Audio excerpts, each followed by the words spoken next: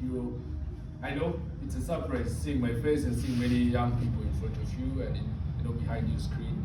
We are talking about Uganda as a whole. We are talking about the world as a globe, and of course specifically young people. My name is Colin Zengoru, and this is Panel X, our very first episode of these conversations. We're going to have more and more of this nature to try and see how we young people can be part of the spaces and understand things that affect us directly or maybe even indirectly. Specifically for this one, we are talking about youth unemployment and the rising cost of living in Uganda. We just had our election, and of course, as we all know what happens after elections, many things happen, inflation here and there, and the most affected people are the young people, of course. And with me today, we have three guests. I have two ladies and one gentleman, and they will be discussing more about this particular conversation. I have Madam Amuge Antonitah. She's going to tell us more about herself. She is an activist, of course. Also Fabian, he is a high school student in his very first final year. Many people say he has a bachelor's degree, maybe A-level studies or something, and of course graduating soon. And then I also have Madam Pascaline. That's a great name out there. Those are names you don't just find anywhere. They'll be talking more with us about these particular conversations. Let me start with Madam Pascaline to tell us more about herself, who she is, and how she feels energized about this conversation. Very good afternoon, everyone. My name is Pascaline and Amuge. I am a graduate from Makerere University, an entrepreneur and an activist, and passionate about advocacy. Thank you. How has it been, the postgraduate life? Has life been fun? Being an entrepreneur as a young person, many people don't do that after graduation. How has it been in your end? It's a mindset, let me say. Coming out of school and seeing there are no jobs, you have to just create one for yourself, and that has been what is pushing me all through. Indeed, many thanks for joining us. Mr. Fabian, the gentleman on my right, talk to us. Well, thanks, Collins. My name is Fabian. I'm a student at Soroti Secondary School. But anyways, I'm completing this year, so... How does that make you feel? I feel proud because I'm a high school graduate now. Yeah, almost. So I've been a debater, and I'm a debater by passion. I think 4 years down the road, I'm debating, and I'll continue debating.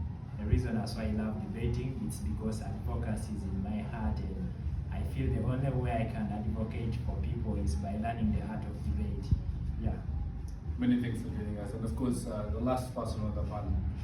Thank you, Collins, and I'm especially grateful for everyone who has taken their time to watch this video. Thank you for joining us on Panel X. My name is Amuge Antonitah, and as Collins said, I am a passionate activist for human rights and mental health. I am also a student. Hopefully I'll be getting into the medical field. But above all, I'm very passionate about young people and issues that concern us as Ugandans. Thank you. Many thanks, Charlie, for joining us. And that's the panel, that's the conversation that we shall be having, youth unemployment and the rising cost of living in Uganda. Let me start with Tony. How do you describe the current situation of youth, unemployment and the cost of living in Uganda today? Because when you talk about unemployment, it's very broad. You talk about people that start businesses but don't even live to see their very first birthday. You talk about the highest cost of living, that 5,000 is no longer money. How do you describe the situation? Well, thank you for the opportunity. Unemployment has been a very grave concern, and if we have been people who listen a lot to talk shows and events on different social media platforms, we have even seen leaders get engaged into and people so concerned about unemployment, the high unemployment rates. But over the years, despite these conversations, despite these kind of talks, we have not seen a change, maybe a rise in the number of jobs for the young people. Instead, we see that schools or universities are graduating more students, but then we do not see these resources, these young minds being put into work. Like, there are no jobs for these people. We have very low employment rates, especially at the countryside. look at places like Karamoja, Teso, and the rest, we barely have any industry. So people go and study courses like, I don't know, social works and the rest, but they are not taken up. Someone goes to study, someone comes back with a bachelor's degree, but the person is coming to work in mobile money. The person has a bachelor's degree, but has to come back to maybe work in the supermarket and earn a measly 60,000 shillings. Now, the rate of unemployment is rising so high, and there are no jobs. But the worst thing is that the cost of living is also rising. Because if you look at the current situation, right now as we talk, just half liter of cooking oil is at 3,700 shillings to around 4,000. Now that means that if I have 5,000 shillings, I can barely afford what is enough to get me a meal for one day. So people are just it has become Uganda has just become a country where people are simply struggling to survive and not looking at thriving. Because before we look at the opportunity to thrive, we first need to be able to live. But then if the young people in our country are looking at what do I get tomorrow, how do I survive through this day, how do I get that 2K to take me on a border to this place, how do I get the 1,000 for Chikomando, that is the current state and what is going on in our country with that unemployment. Many thanks, Tony, for that. We have seen many young people come with life and questions of what happens next after graduation. Sometimes I think about that myself anyways. Fabian, does that cross your mind? And talk to us on this situation. Yeah, concerning unemployment in Uganda, I think it's for the privileged. Because if I'm not a minister's son, if I'm not related to anyone in higher government positions, then my life is going to be difficult. We have seen a number of youth in Uganda, they do a lot of hard work, carrying sacks, you go out there laying bricks, because they say you're productive young people, so you need to do a lot of hard work. But at the end of the day, if you're to look at the work these people do, you carry sacks, you get your 5,000 a day, rent is there, you have food, you have medical bills, and you have a lot. So you end up saving nothing because they say you're productive, you have to do that hard work, and of which it does not benefit people entirely. So I think there is a very big problem within our government, so we don't have to blame these young people given the fact that these people have gone to school, they don't have jobs, and the rest of the stuff. So I think government is mainly considering themselves. They see like, okay, I think if you have joined government, the only person who has to benefit is me and my family. We have always seen a lot of politicians within Uganda and even across Africa, their families do not suffer a lot. For instance, I don't want to look like I'm political, but in Uganda here, if you see our president, the wife is the minister, the son is the head of army, and soon I think he's even going to be the president of Uganda if we don't know. And we even have his brothers who are in top government positions. That only shows us that the cost of living in Uganda today is directly linked to the kind of position that you have in government. If you don't have that kind of greater maybe connection, then the cost of living is going to be very difficult for you regardless of your education status. From your analysis, must we say that the cost of living hikes depending on the people that are comfortable? Exactly. You know, we have a few people who are comfortable within society, and you know, the business world looks at those few because they are able to afford, then they capitalize it and say, okay, the entire community can do that. And yet that is not the exact thing. We have people who cannot afford that, but because these are people who influence policies, these are people who are there, so you go by what they say and you fail to consider this community. Many thanks, Fabian, for that conversation. Madam Pascaline, you are a graduate, you've been in college, you've been at campus, you've seen life as it is. You braved it, I don't know how many years, but you'll tell us. Unemployment, of course, even at campus, I don't want to say maybe, from my own theoretical experience, I think there are people that depend on parents, or depend on friends, there are those that survive. How do you relate that situation when people come out? Because costs of living are high, but sometimes there are no jobs. Okay, thank you. For me, to begin with, the cause of high unemployment among youth begins with the education system.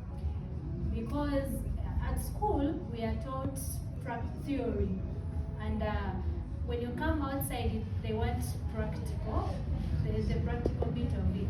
So when you come out from school, you have your degree and it was in theory and partly practical, or even like depending on the course.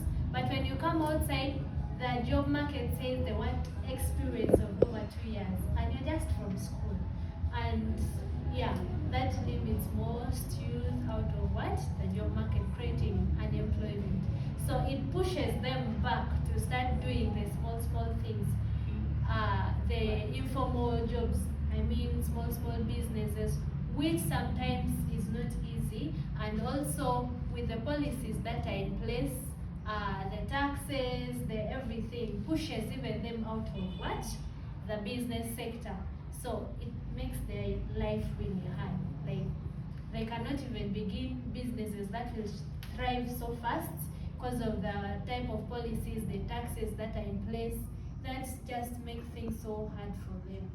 But according to your own, what you've told us, are there young people that are in better position and better spaces? And what are they trying to do to help others? Because we have seen some after high school, you're wired, you get the job, but most of them forget about other people. What is your analysis on that? No, like people who already get the jobs, like on top, they get those jobs through connections, and in most cases they don't have the power to even connect others. So once you get there, you get comfortable, you forget about the what? The rest of the people. The rest of your friends. Many thanks for that introductory conversation. And the second phase of our conversation, I want us to talk about a very another thing, the education system. Probably I would start from Ms. Pascaline. In your own view, is Uganda producing graduates or producing employable skills? Because I think you're teaching people how to be journalists, or let me just say, is the pride of Uganda contingent or limited to only people wearing graduation hats, or it's also about the skills they get? What is it exactly from what you've seen? I think the Ugandan education system is producing graduates than employable skills. Yeah, because in the what? In school, the courses we do, they are not practical courses. Like, let's say I'm doing which course? Like the courses we do don't apply directly to the what? To the job market. The real world. Yes, the real world. Because at school, in most cases, it's just theory, and yet they leave out the what? The practical bit. And yet when you're done with your whole degree, you want a job. And then the job market is asking you, what are the skills that you have? Getting that, you have only the what? The theory bit. Like, they want experience, you don't have the experience, and you're left out. So what should we do as young people?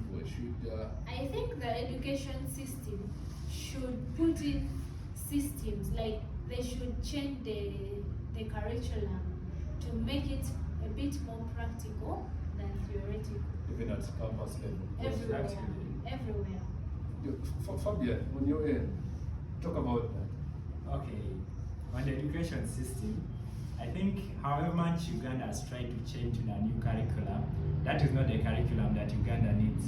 I think we need the curriculum that those superpower countries have. They don't have this new curriculum where you have activity of integration and the rest. There, if I'm a young child, like, okay, let's assume Fabian is 5 years, and I have a dream of being a doctor, because I'm doing BCM currently. So they start teaching you how doctors treat themselves, the ethics, the medical ethics. Right from a young age. Yeah, right from your young age. So you start learning that as a young person. So you grow up knowing that this is what I'm supposed to do as a doctor, this is what I'm supposed to do as a lawyer, engineer. So I think if we are able to integrate that within the education systems of Uganda, then we are going to create people who are able to move out there and have those kind of jobs. Because in most cases, you go out for interviews, they ask you certain questions, you can't even answer why, because you lack that kind of experience. You know, we need that exposure right away from your childhood. It is the same reason as why we are seeing footballers progress, most especially in Europe. Because they start in academy, players like Bukayo Saka, Rashford, they started at their young age. So they grow up knowing the skill, the art, how to dribble, how to control. I think the same thing should happen to the education system. It's not a matter of you learning 4 subjects, you move to 9 subjects, then you reduce to 3, then again you can choose 2 in university. You need to choose the one that you think is going to help you. And again, I think the education system of Uganda is mainly catering for, employing those people that they think are maybe, let's say, they are relatives. Let's say relatives of those who are in government positions. Let's say I want to be the executive director UNEP, so let's just employ him and becomes a teacher. But in real life, they are not educating these people on the current job market. Must we say it has been highly monetized, but exactly, the network? It is financial, a network. That is what is in our education system. Because in most cases, we have seen even the government of Uganda trying to introduce the seed schools, but if you go to any seed school within Soroti right now, or Teso sub-region, you find there's no computer lab, there's no library, and this is the same government that is saying that science teachers should be paid 4 million. So how are you going to bring up this man to do sciences when he does not have a laboratory in his school? And in fact, there's nothing that is going to enhance him to be a good scientist. So there's a very big problem within our government. I think we just have to say there's poor planning within our government system. Indeed, many thanks, Fabian, for that conversation. I have another question, but probably later on. Madam Tony, we are talking about unemployment. And when we talk about unemployment, we're talking about economic pressure that consistently comes to many young people. The question of what happens tomorrow, the what if not questions and the what if questions. And also that has largely affected the mental health of young people. It has affected how we make decisions, how we relate with one another and society. And in your own view, how do you think it is better for us to deal with this generally? Yes, thank you. When it comes to mental health with relation to unemployment, clearly given the high rates of unemployment, there's also been a rise in depression and mental pressure generally for individuals, because individuals are not just looking at how much money they make, but they are looking at what that money can do for them. Now there are young girls, even who have been to school, some of them are graduates, working at supermarkets in Soroti City Town, but they're earning only 60,000 shillings. Now, yes, per month. And there are no allowances attached to that. They have to go to work by 6 a.m. and then get back home latest by 9 p.m. So literally their whole day is spent at work, every day for 31 days in a month, and they are only earning 60,000 shillings. What can that 60,000 do for them? There is rent in there is medical bills, there is feeding. But also these people come from families, so they have to also support their families from that very little money. So the pressure is something definite. It's something that every young person has. Even when students are in school, whether they're in senior 4, senior 6, when they're just going to choose the combinations they want to study, the pressure is just there.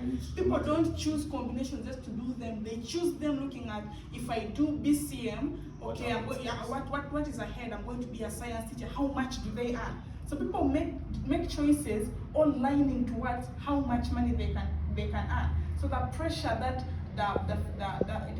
everything has just been monetized. So even our education system, and people are just under a lot of pressure, whether it is relation to health and relation to education, whether it is the justice system. You need to have the money. We have young people facing a lot of injustices.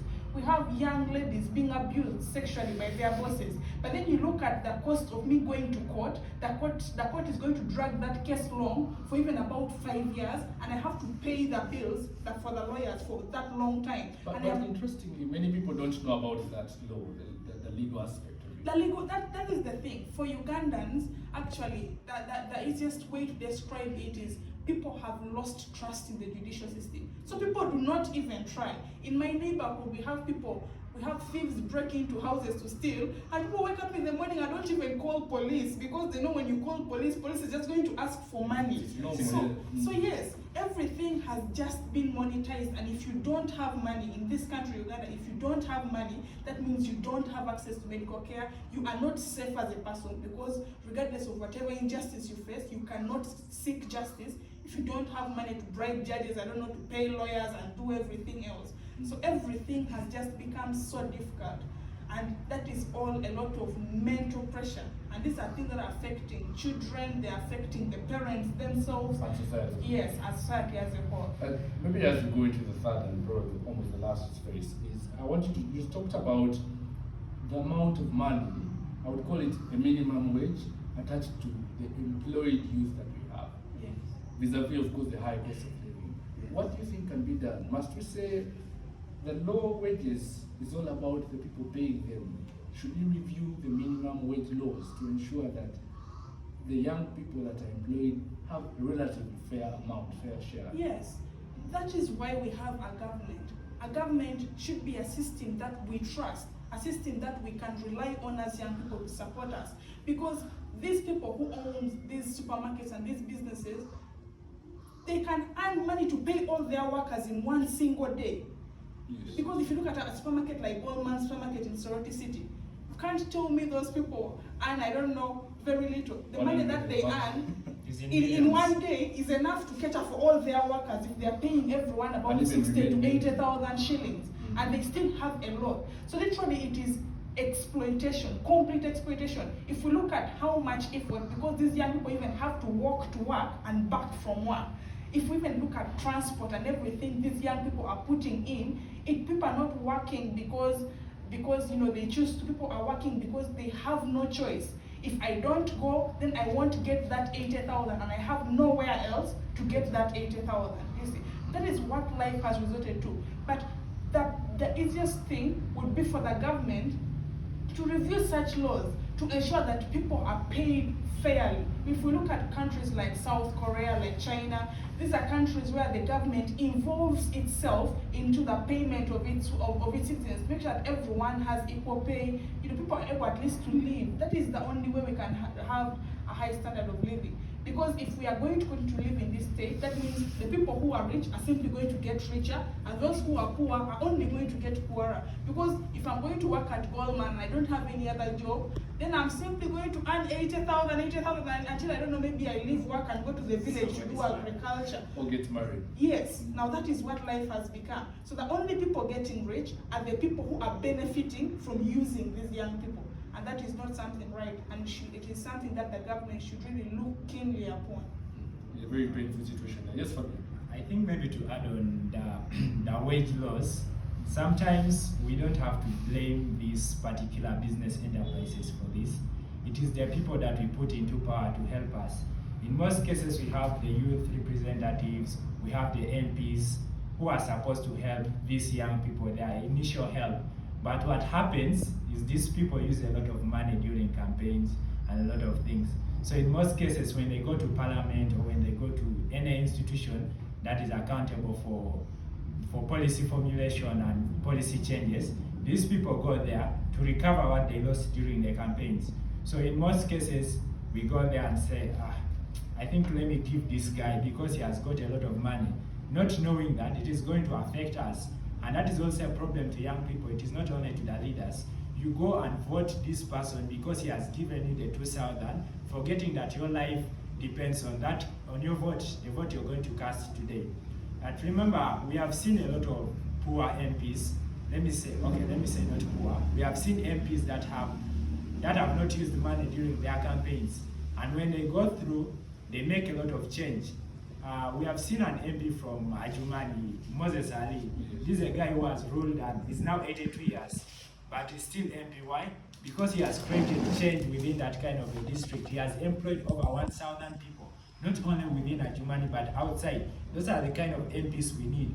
We don't need MPs who go there to protect their assets. Most MPs go there because they want to protect their assets, because they have businesses, and government should not interfere with that. So they say, okay, let me go and pour a lot of money in campaigns, let me confuse these young people, let them vote for me. When I go there, I can protect my assets and recover the money that I used in campaign, forgetting the young people here that the laws are supposed to support them. We need to change on the wage bills and something like that.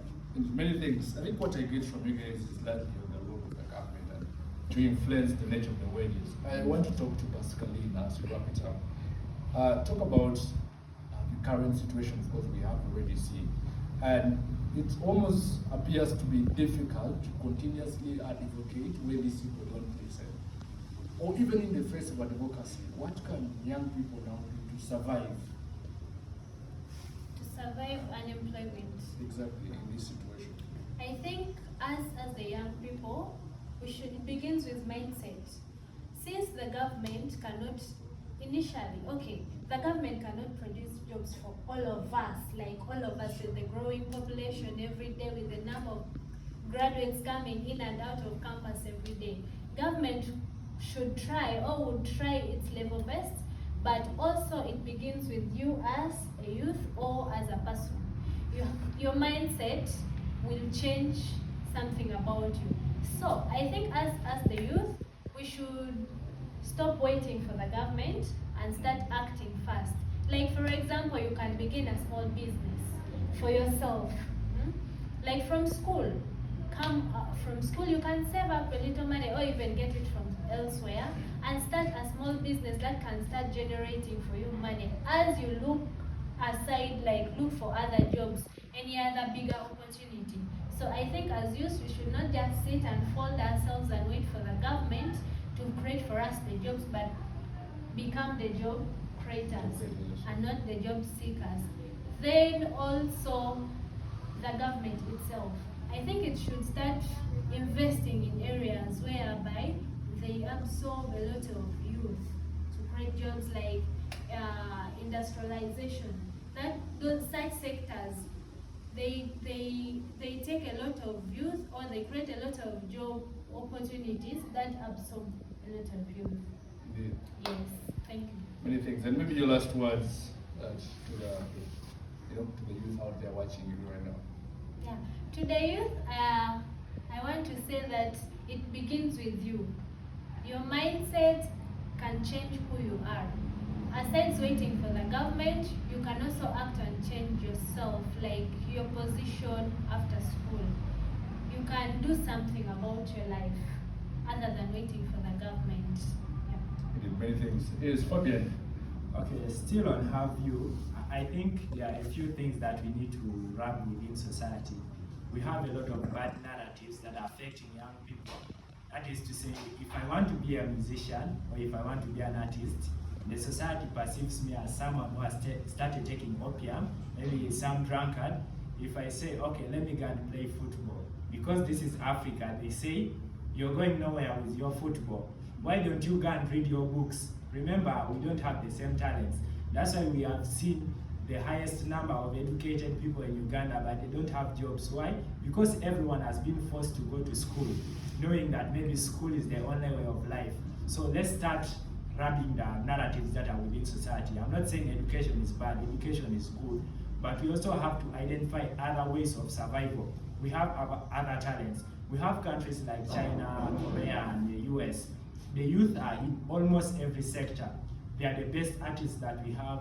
We see football, they are leading everywhere. These are people who have seen life easier with other alternatives. We do not have to say, okay, since government has a lot of offices, all of us are going to be in those offices. No. Probably Collins is going to be in an office. Maybe I'm going to come and entertain him in his wedding as a musician, and I'm still going to earn money. That is how we are supposed to live as young people of Uganda and people of Africa. We do not have to live by the perspectives of society. Remember, someone said that even an old person, even a full gross old, it means that you do not have to listen or rely mainly on these elders. In most cases, they have also affected our brains.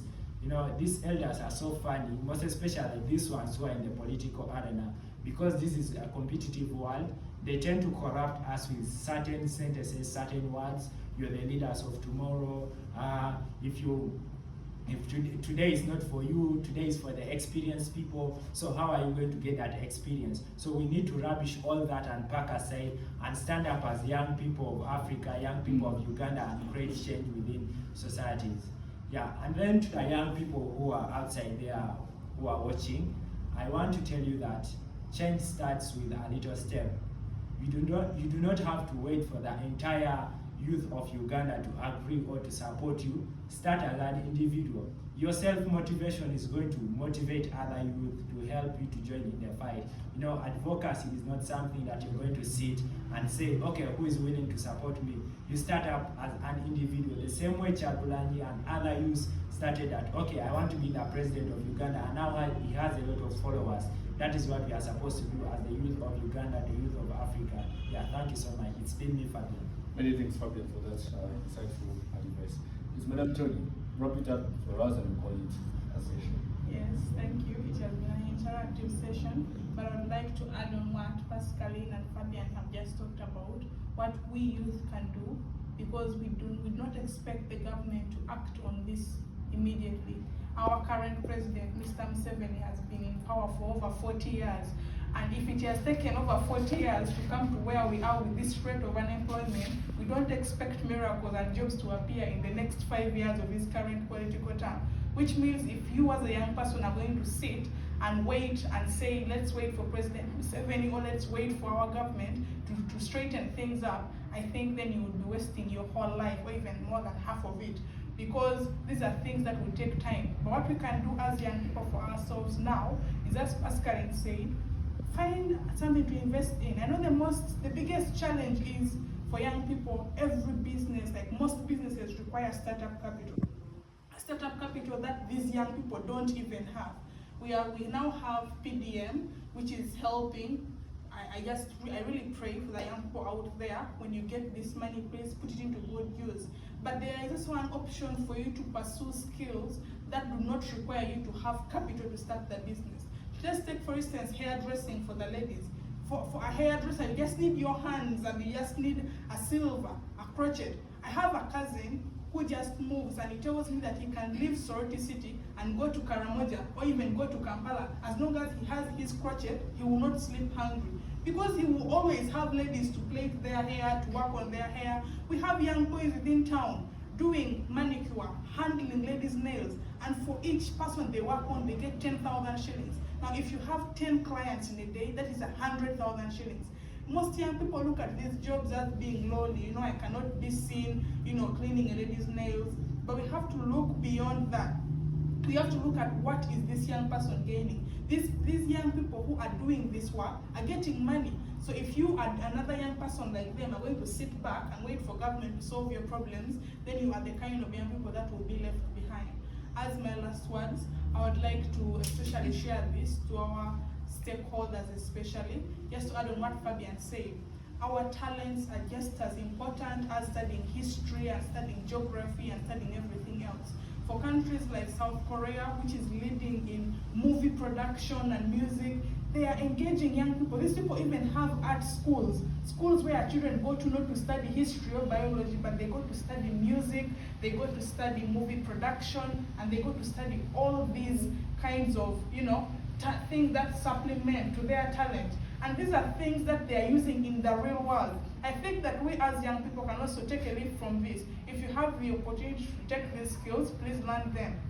Learn videography, learn music if you have the opportunity to do so and if you're talented in that field. But also, for those who have great minds, please get into debates and advocacy and teach the young people around you. Let's share and grow together as Ugandans. Thank you. Many thanks, Tony, for that. And as we wrap it up, let's give Pascaline to call it a day.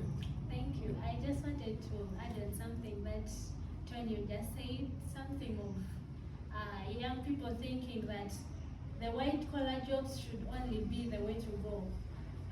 I think that mindset is destroying a lot of youth. You feel like you cannot do something because it's not in office. Outside office, you cannot do it.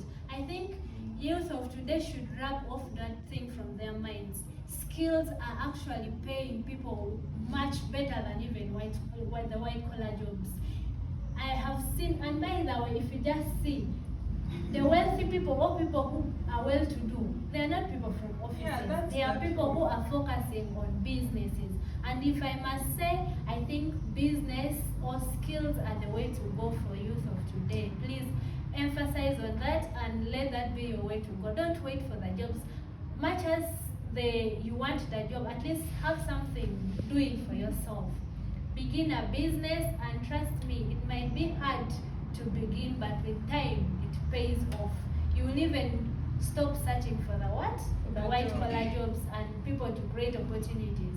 Otherwise, you will always be working on someone's dream and leave yours. Thank you.